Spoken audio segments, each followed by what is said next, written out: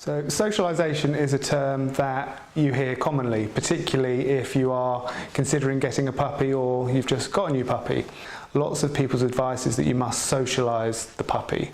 But what actually does that mean, and what is socialisation?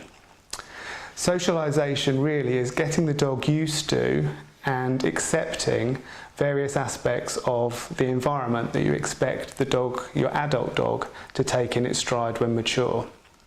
And socialisation perhaps isn't just about the more the merrier and getting out and about as much as you can. It's about being selective and doing the right thing for your puppy. The first thing that you have to consider when looking at socialising your individual puppy is what breed you have.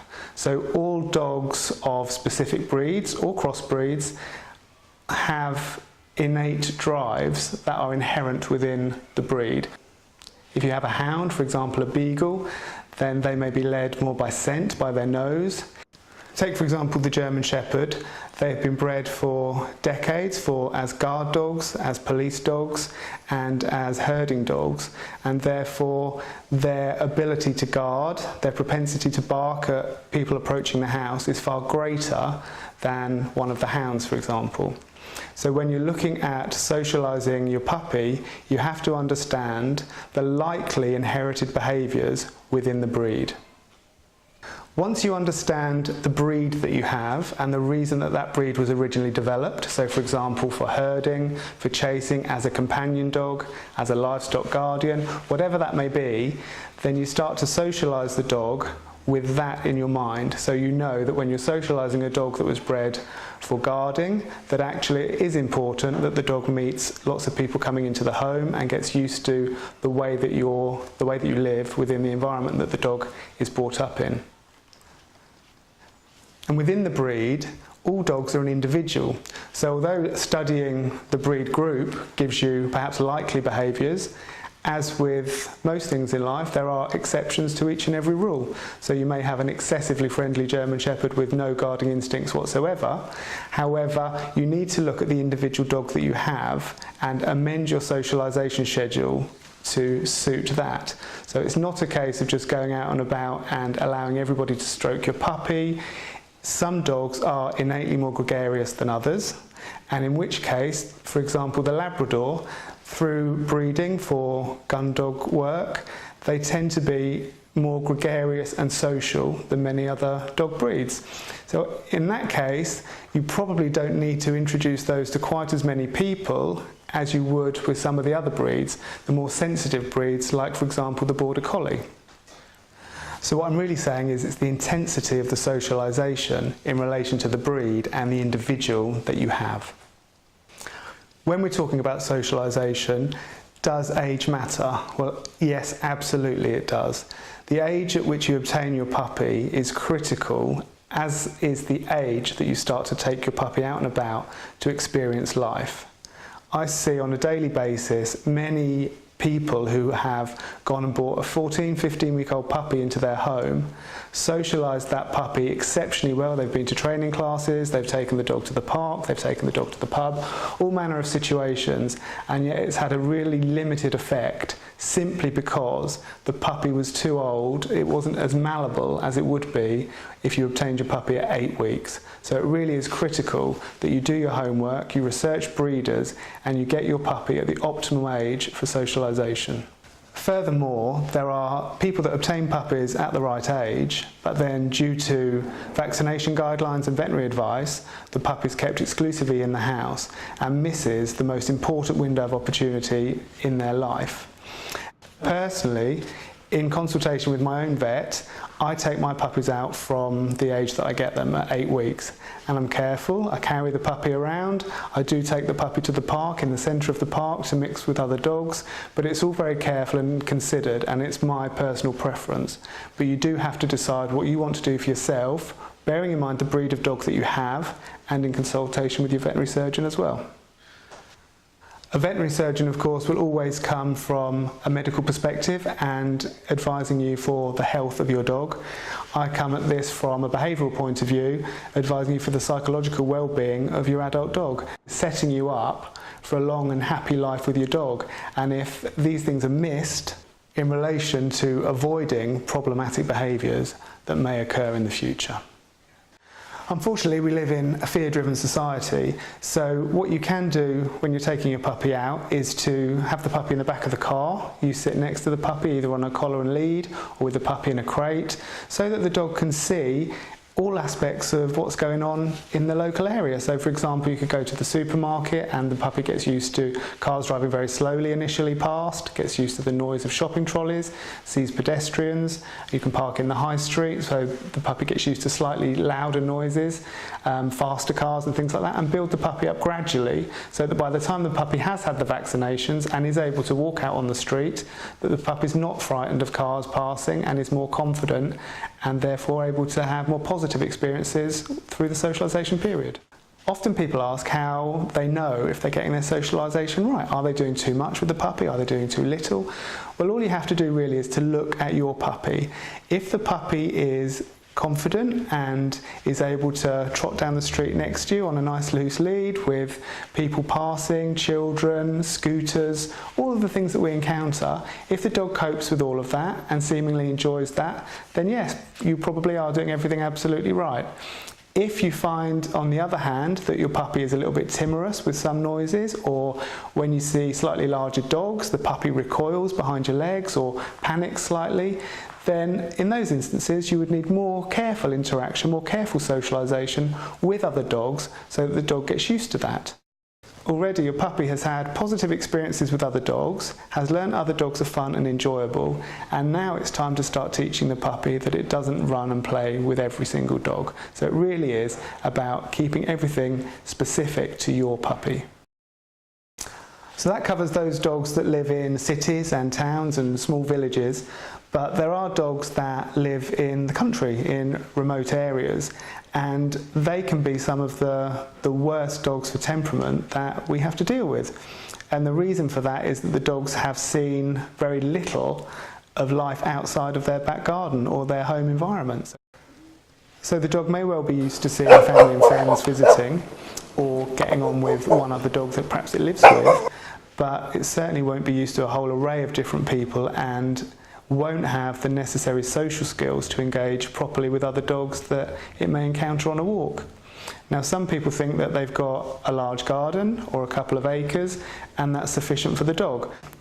It's certainly not sufficient for mental stimulation onwardly, but for your young puppy, who you want to develop into a confident, balanced adult dog, then the dog needs to be taken into neighbouring villages or towns and exposed to all aspects of life that the dog will be expected to encounter at some stage later on in its life. And it's important that you do that within the window of opportunity that you have. So between the ages of 8 and about 14 weeks, again depending on the individual and the breed that you have, those dogs need to be going into town and to different locations, public parks, once a day for the duration of that period, because lots of their life thereafter will be spent in isolation. And if you do ever wish to travel with your dog or go on holiday, it's really important that the dogs are used to everything that they're likely to encounter in a normal urban environment. So when you are taking your puppy out and about and hopefully going for coffee and having nice experiences together, lots of people are drawn to a cute puppy. So many people will come over to you, coo over the puppy, oh my goodness, it's so cute, what's his name, how old? And that can be a really beneficial experience for your puppy. However, there is a point where you need to draw the line. If you have one of those dogs that are very friendly, very social, have had lots of positive experiences to date with people in public places, then those dogs can start to expect to get affection and attention from everybody that's passing. And your puppy won't be as cute as it is now forever. It may well be to you, but certainly not to the general public. And almost the general public will be training your puppy to jump up at them, to approach them for attention until they've had enough. And when your puppy's 6 months old and it's still trying to get attention from everybody, then people will be rude to you, telling you to get your dog under control. So when you are out socialising your dog, what you have to remember is it's your puppy. Other people don't have the right to impose. They should ask you if they can stroke your dog or not, and you have every right to stop them doing so. Because in the future, the dog, when its problematic behaviour gets you into trouble and gets you shouted at, it's because you didn't control the people and didn't control your dog to stop them touching it and allowing your dog to jump and pester them. So having a puppy should be a really fun and enjoyable time. Some people find it very difficult. If you do need help with obedience training and more information in regard to socialisation, nutrition, toilet training and all of those problems that you may encounter, then the DVD Smart Puppy Training is available from Pets on Film by myself and my colleague Vicky Laws, and that covers from 8 weeks right through to the puppy being 6 months old and obedience trained.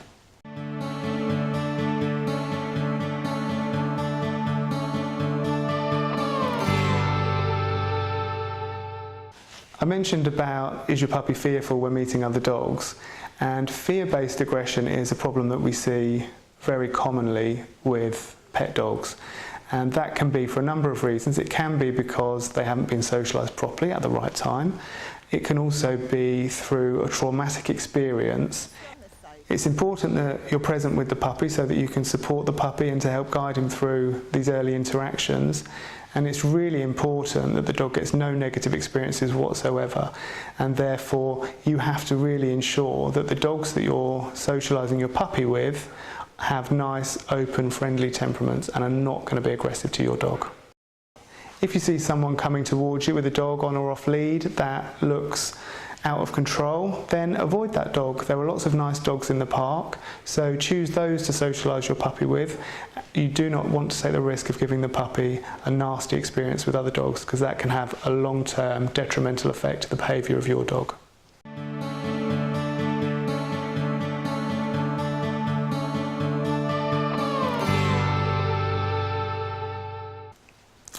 Selecting a puppy that's right for your lifestyle. How do we go about that? Lots of people go and get a puppy because their friend down the road has one and it's cute and nice and has developed into a nice dog. And that really shouldn't be the criteria for you obtaining a puppy that hopefully will be in your family home for between 10 and 14 years.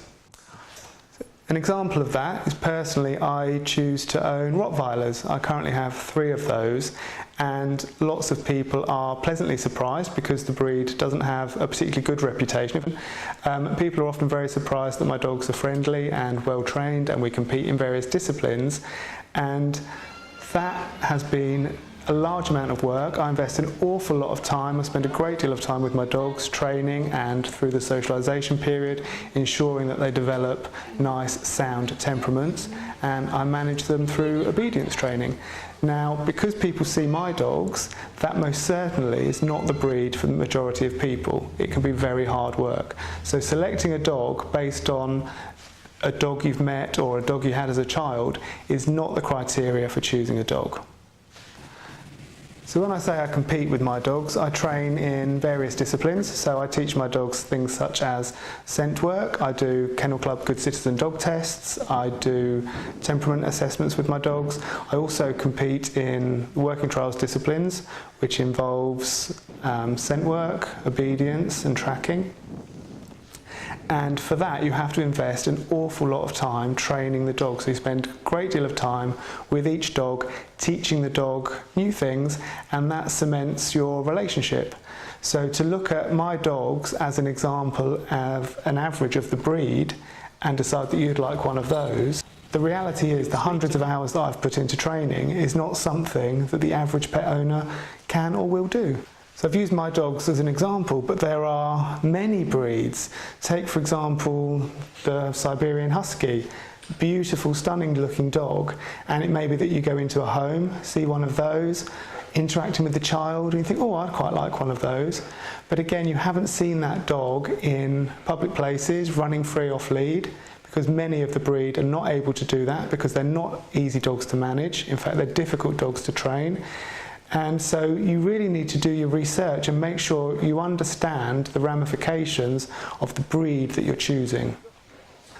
So when you're looking at selecting a puppy, there are of course lots of websites available to help you, but a colleague of mine once said you should choose your dog like you do a car. So it's for practical purposes. It's not because you'd like a sports car that you can't get the kids in the back of. you have to choose the dog to fit into your home. So if you have a small house, then the smaller breed of dog is naturally more suitable, or a dog with lower energy levels would be more suitable in a smaller environment with a smaller garden. You have to factor in how much exercise you're willing to give that dog on a daily basis. Some dogs require an awful amount of exercise, and some people cannot fulfill those needs. And if you can't fulfill the needs of the dog's exercise and stimulation requirements, then you could find that that dog starts to stimulate itself in the house by chewing furniture, excessive barking, or an array of other behavioural issues because you can't fulfill that dog's needs. So now let's look at the dynamics of your family construct. If you have young children in the home, or indeed elderly relatives that either live with you or come to visit frequently, then that has to be a consideration. If you go and get a large boisterous dog that's likely to knock over toddling children or frighten elderly relatives or pose them a danger just through overexcitement, then you need to select a breed that is going to fit in with the circumstances in which you live. Bearing in mind also that if you have children of a school age, then we tend to have lots of other school age children visiting the family home because they come home from school with their friends, and some children are frightened of dogs, so you have to be mindful that perhaps larger breeds may be more intimidating than the smaller breeds, or some of the noisy breeds, the smaller breeds that bark a lot, they may be more intimidating. So all of these are factors that you need to consider when selecting a dog for your lifestyle.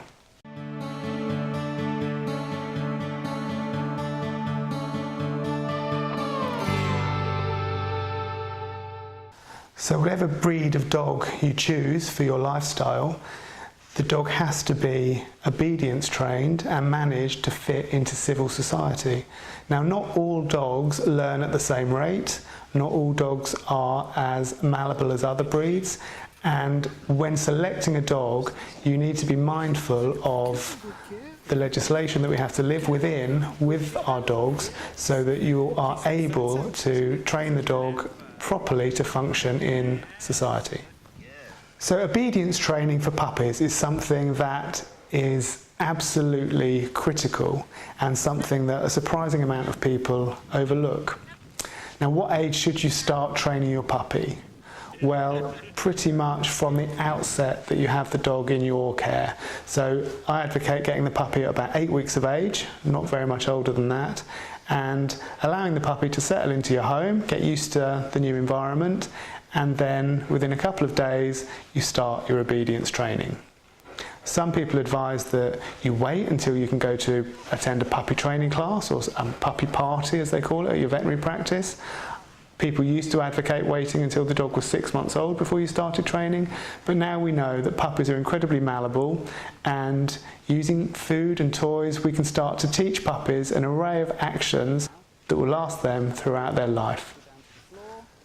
For example, we know psychologically that puppies can learn a great deal even prior to 8 weeks.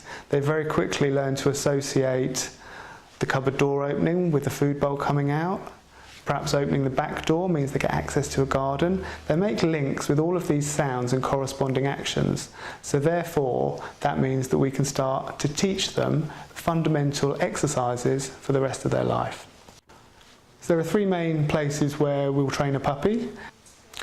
Starting with the home, it's critical, of course, that the puppy learns to behave in that environment. That's the environment where you invite friends for dinner, where the dog spends an awful amount of its life. So naturally, that's the first environment that you'll start training, because that's the first environment the puppy enters into. And that is perhaps one of the most important places that the puppy does learn to carry out actions for commands. So if you obtain your puppy at 8 weeks, prior to attending a training class, the puppy really should be taught the following. So the puppy should be able to sit,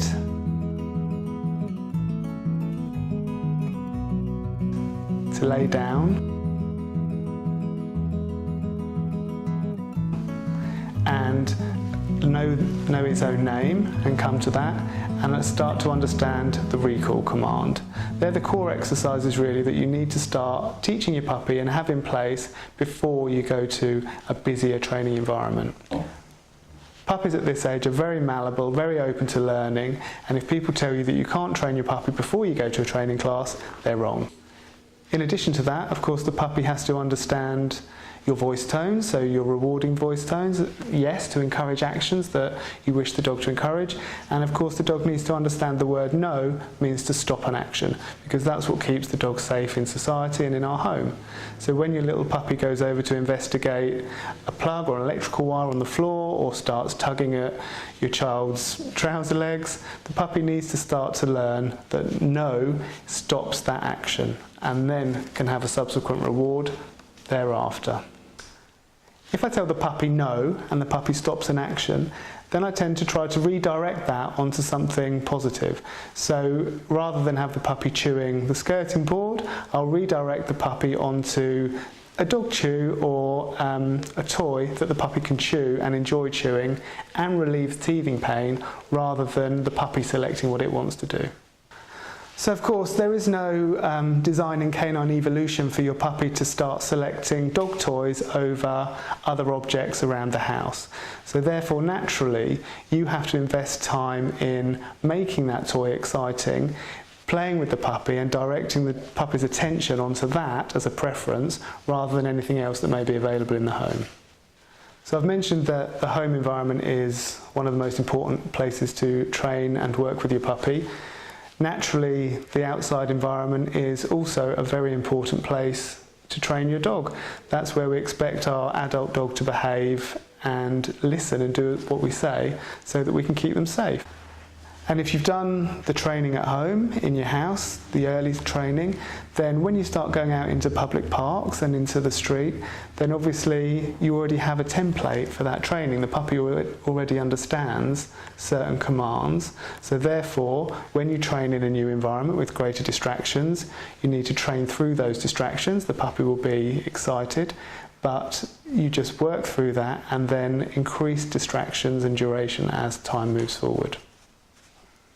And finally, obedience training classes. It can be a contentious issue. It shouldn't be really, but it often is.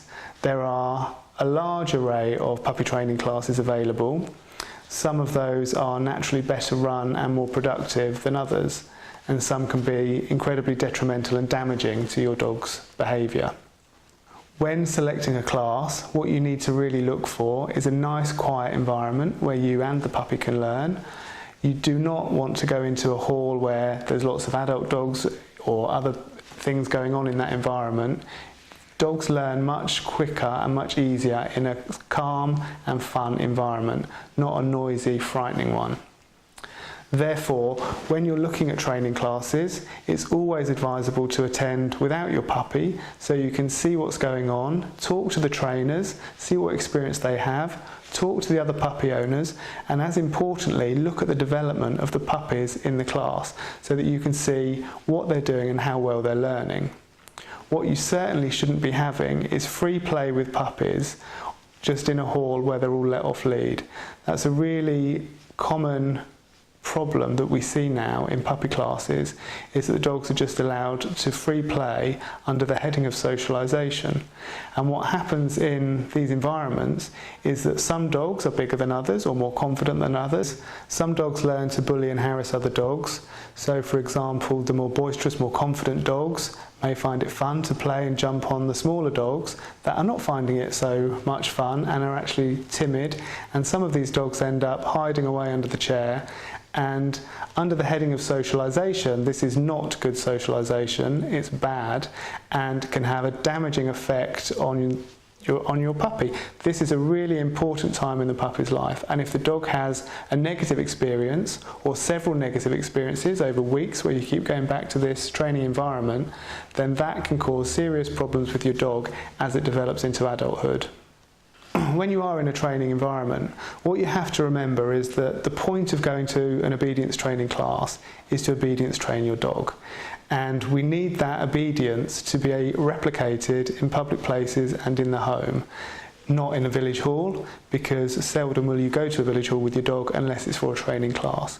So your trainers should be speaking to you and demonstrating the obedience response that they expect in a real life normal environment. So if it's a case of conditioning your puppy to behave in a certain environment and they're not helping you to achieve what you want to achieve in normal environments, then you should probably look for another training class. If you find that when you're attending a training class and you speak to the instructors and you're asking for help, if that help is not working in the environment that you need it, in public places, and they just keep repeating that same advice, and they won't come out and when they won't show you what to do in public places, then it would probably be worth you getting a one-to-one trainer to come out with you, a professional dog trainer to spend time with you. The puppy is learning all of the time, so every encounter that you have with the dog, all experiences that you have, the dog is learning something, and you need to be mindful that what the dog is learning is what you're trying to teach. And the more time you spend following advice that's not working, the more time you lose with the puppy, and the puppy starts to learn the things that you don't want it to learn. So a commonsensical approach is, if it's working for you and you're enjoying it and your puppy's learning, stick with it. If it's not working for you and you're not enjoying it, then don't hesitate to go and try somewhere else.